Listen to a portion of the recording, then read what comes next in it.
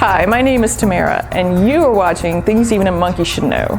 Welcome! Thank you so much for watching again today. As you know, if you've watched some of my other videos, I'm not a professional anything except artist, but I have learned that there are quite a few things around the house and out in the yard, sometimes even on my cars, that I can do myself, and often save myself time, aggravation, and money. So hopefully you benefit from this and save the same things too.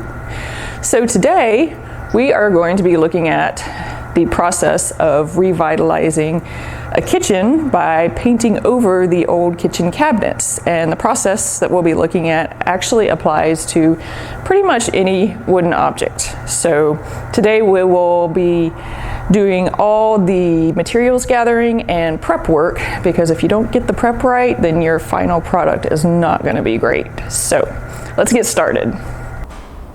So let's go over what we're going to need today. And we are not going over paintbrushes or paint or anything such as that, because we are not doing that today. Today is all about the prep, because that is actually what will make your paint job come out beautiful and smooth in the end. So we have to do this correctly. So the first thing you're going to need is you're going to need some kind of a cleaner or degreaser. Any brand will do. This is what I had. I liked it. It didn't make my lungs burn to use it, and it worked well.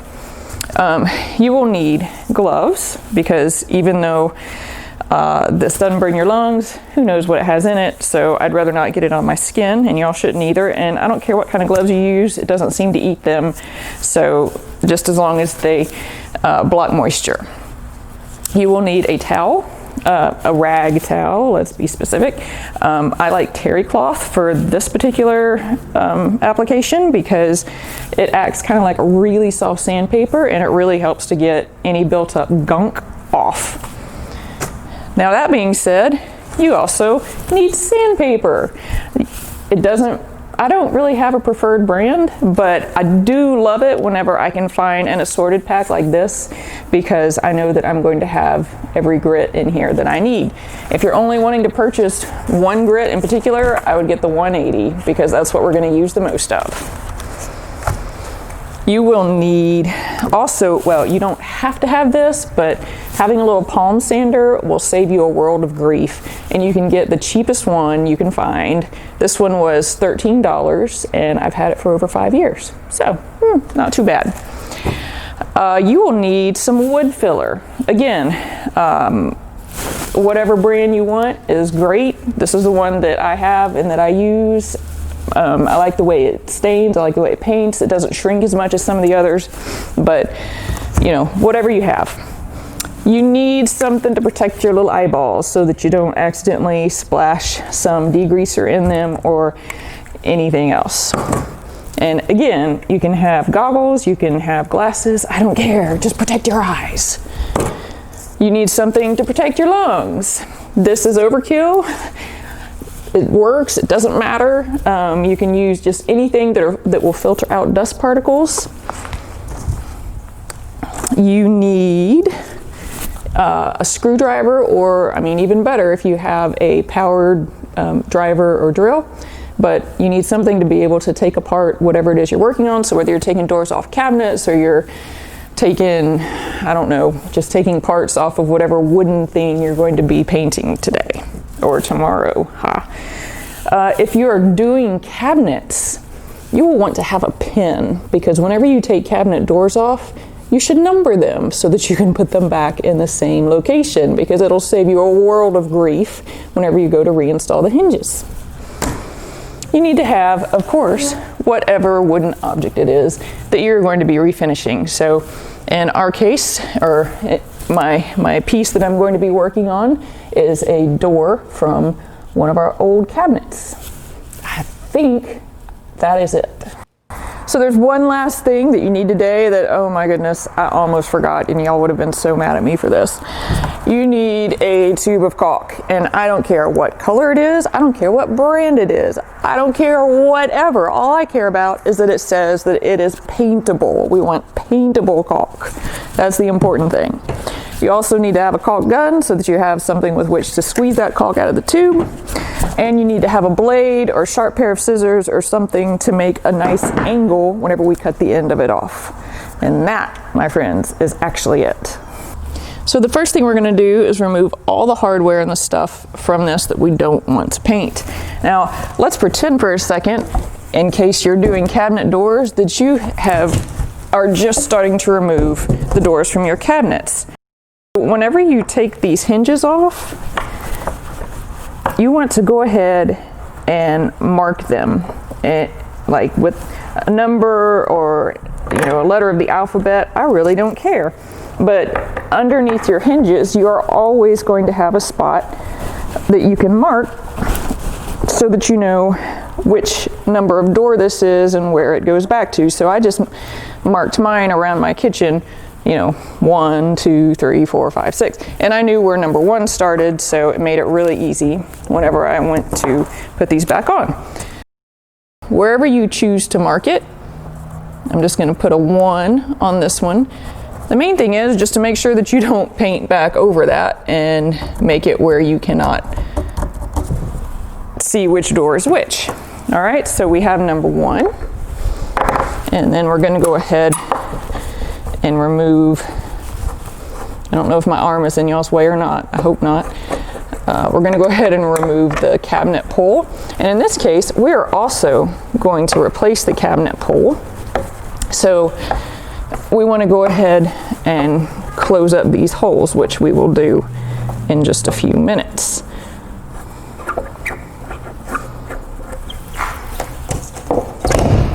All right.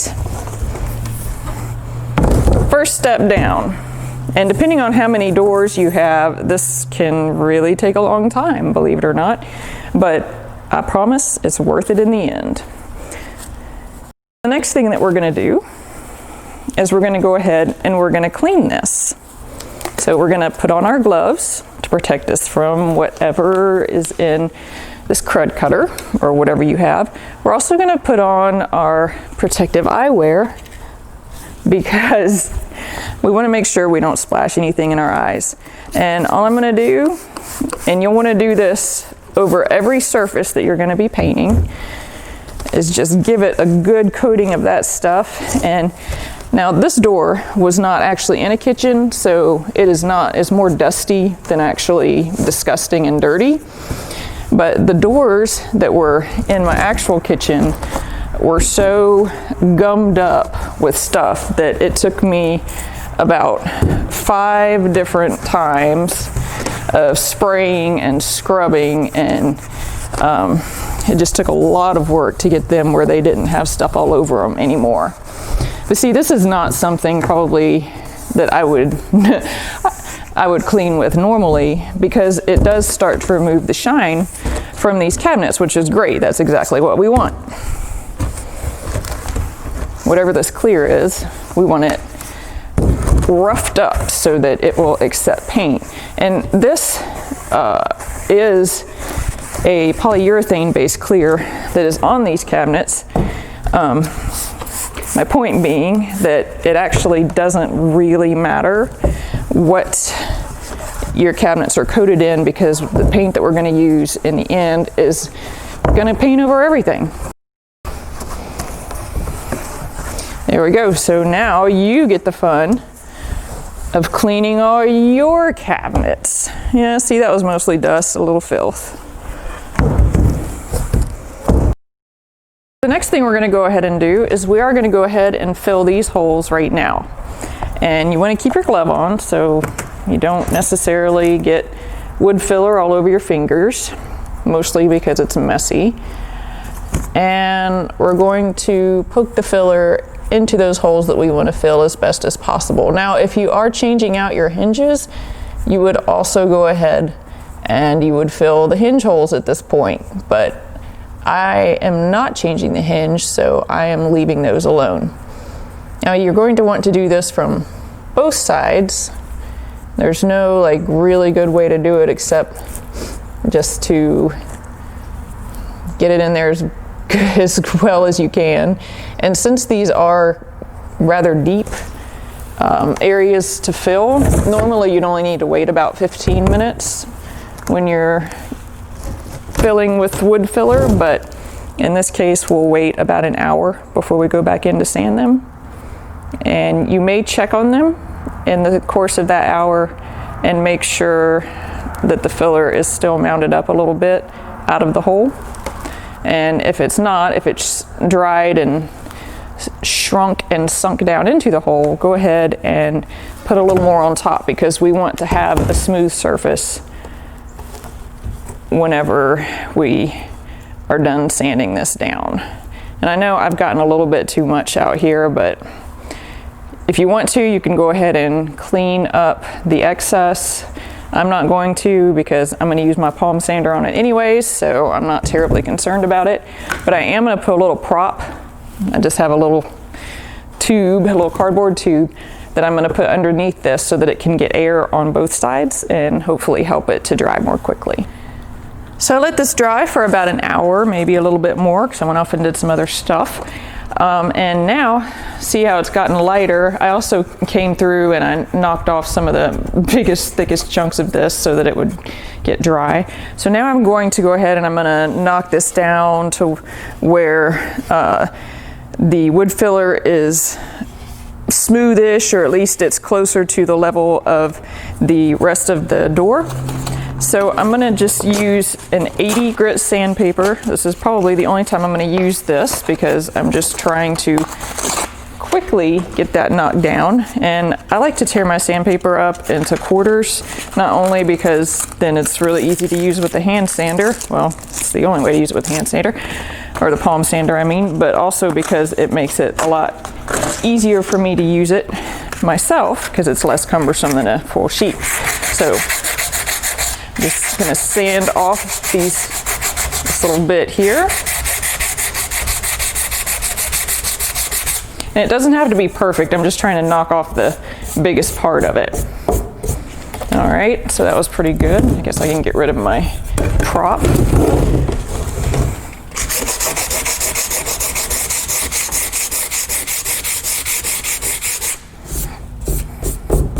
Okay. What we're going to do now is we're going to use the palm sander, and we don't have to sand off all of the finish. We just want to scuff it up so that it's got some scratch marks in it, and we also want this to be completely even with the door too, which it will be once we've sanded that. But we want this to be scuffed so that the paint has something to grab onto. So if you've never used a palm sander before, the way to, wow, mine is really dirty. You see all that coming out of it? Gross.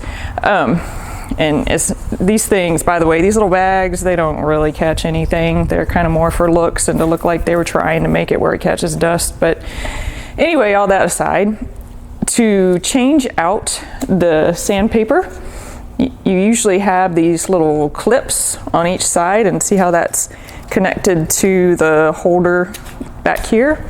So you just unclip both sides. Whew, that is terrible. And then we're going to take a piece of 180 grit sandpaper, and again, since I haven't torn these into quarters yet, you get to see all of this part. I'm going to do this as straight as I can, tearing it into quarters. You could do a 180 or 220 for this, just so you know. I just like the purple sandpaper of the 180 that I happen to have. So you crease it and then you tear it, and sandpaper is pretty brittle, so it pretty well tears on your crease. So then I'm going to take and I'm going to make sure that these little clips are loose. I'm going to tuck my sandpaper in. Doesn't matter which end you start at, just whichever end you can manage to get a grip on. And see how you pinch it with that clip. And then we're going to do the same thing on the other end. Now for the purpose of dust collection, maybe, sort of, dust collection, whatever this tiny little bag will hold, your palm sander should come with this thing that I can't reach, there we go, should come with a little punch, basically, and you go ahead and you line up the little tabs at the edges of your sander,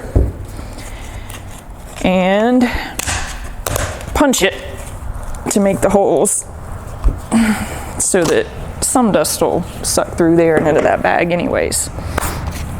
So this is a really good time, if you haven't already, this is a really good time to put on your dust mask. So I'm going to do that. Well, yes, I am, because I'm not going to be talking to you because I'm going to be sanding. You can't hear me anyway. And put on your eye protection. And then let's get going with sanding. And since this is a palm sander, it doesn't sand, like there's no sanding with the grain right now. It's just sanding however it vibrates, basically. So let's just start. Let's not. I didn't have it plugged in. That would be helpful. So now let's start sanding. And I'll do this at normal speed for a little bit, and then I'm going to speed it up so that you guys don't get bored watching me sand. But one thing, don't worry so much about all these little creases. If you have any little details like this, don't worry about these right now, because we are going to get those by hand.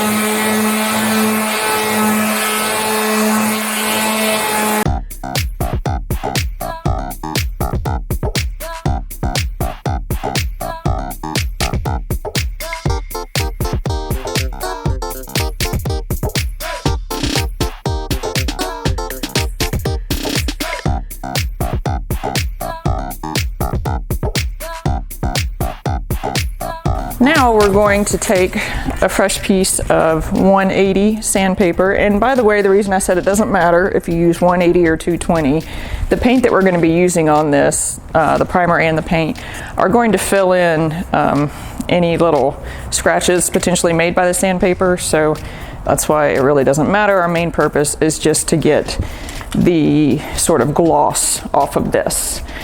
So by the way, this is smooth and even with the rest of the wood on the door now, but if you have any flaws or anything in your doors or your cabinets or whatever wood you're working with, right now is the time to fix it. It's the time to do your gluing, any filling that you want to do.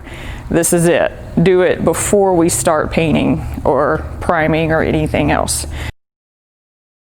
I'm going to use my sandpaper, my 180, and I'm going to come back in and I'm going to just hand sand. See, I'm going to make little points all over my sandpaper so that I can get into the grooves of this door, and I'm going to come in and I'm going to hand sand it. So this is going to take a little while, but it's not that bad, just because we're not trying to get rid of all of the finish. All we're doing, again, is knocking down the gloss.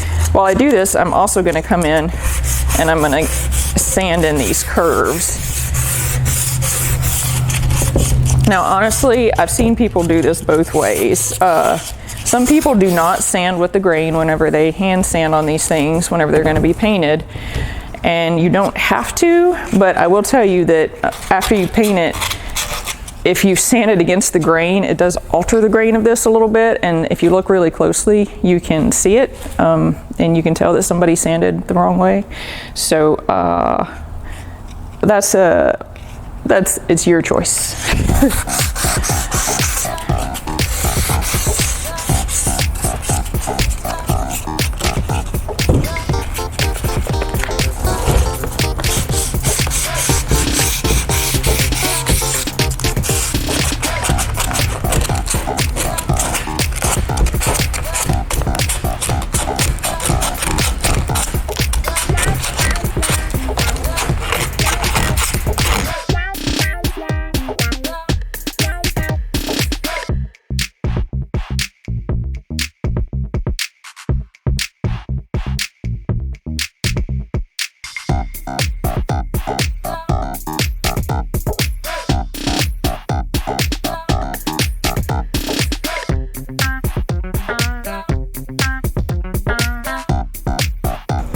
All right, so you noticed that I didn't clean up my sanding while I was doing it. It was so that I could make sure that I got everywhere on this door. So now I like to give them a little beat.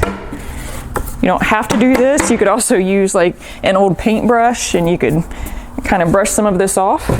And then I am going to use, I guess, my same towel because it's still pretty clean, my same rag. I'm gonna put a little bit of cleaner on it, and at this point you don't have to use your degreaser, but it is convenient for me here, so that is what I'm using. And then just wipe off after you have brushed your piece of wood. Go ahead and wipe it down just to get the rest of that dust off.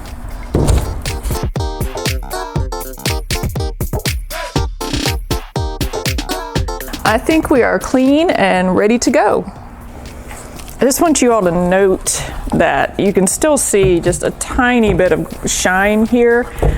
That is actually okay. The main thing is that we got the really glossy gloss knocked off of here. So if it's just like a little satin sheen in there, it's not a big deal. We are now in the home stretch of all this preparation stuff. And since your door is now sanded and you've dusted it, it's clean, and you've filled it and done all that stuff, the last thing that we want to do is we want to caulk in all these little cracks where the door connects, because your door, it is very unlikely that it's going to be one solid piece of wood. If it is, then you could skip this step, but most of them are not going to be. They'll be like a frame basically around an inner portion. So if you don't caulk in here, your paint job is going to look great at first, but then as the paint continues to dry over time and it shrinks back, you're going to have a little crack develop all the way around this frame. So we do not want that. So whenever you cut your caulk tube, we want to cut this just with a really small hole, because we do not want to be trying to contend with a whole bunch of caulk coming out. Okay, actually I didn't even get that open. And you also want to be sure that you cut it at an angle. So let's keep our rag towel around that we've been using, and if you haven't already, you might take it out and shake it, because mine is still relatively clean, it just had some dust on it. And then I'm going to go ahead and I am actually going to move you all closer so that you have a better view of what I'm doing here. And I'm just going to run, actually, first I'm going to get this started so that I don't have a big splat of caulk right there that I have to clean up. And then I'm going to run a little bitty bead through here. And I'm going to go ahead and stop and smooth it down with my finger. You can use a glove if you like. You can also use soap and water on your finger just to help the caulk not stick to you, but I'm a little bit leery of using any unnecessary water on these things, just because then you need to be extra careful about giving everything enough time to dry. So there's one.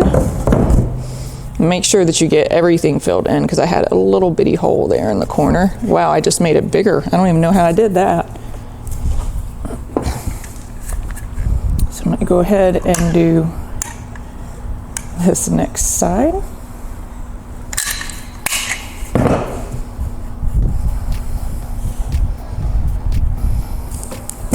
And these areas that you can see where the wood is connected, those don't need to be caulked, because the wood is already jammed together pretty tightly right there. So let me go ahead and just dot a little bit here. And now, just so that you don't get bored watching me do this, we're going to go ahead. You've gotten to see two sides, so you probably get the general idea of how this works. So I'm going to speed you up.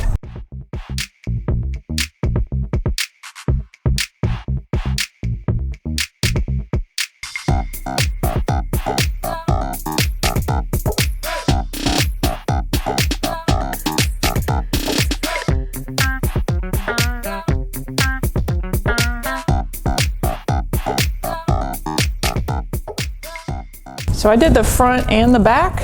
You don't, whoops, sorry about that. You don't necessarily have to do the back if you don't want to, but I really don't want to see cracks either way whenever I'm looking at the front of the door, whenever I'm looking at the back.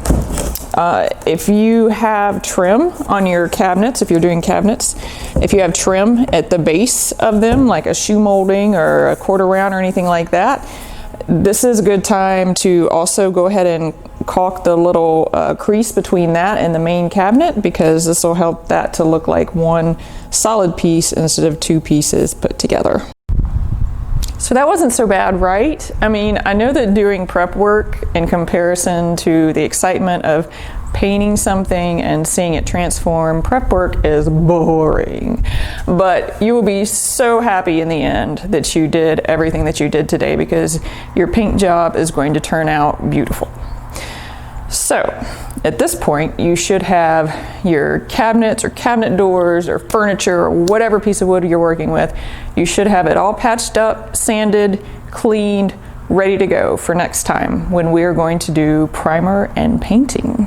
So I'm really looking forward to that. Thank you so much for joining me today for this wonderful prep work session. If you haven't subscribed to the channel already, please do, because there's lots more fun stuff coming up, and I look forward to seeing you again soon.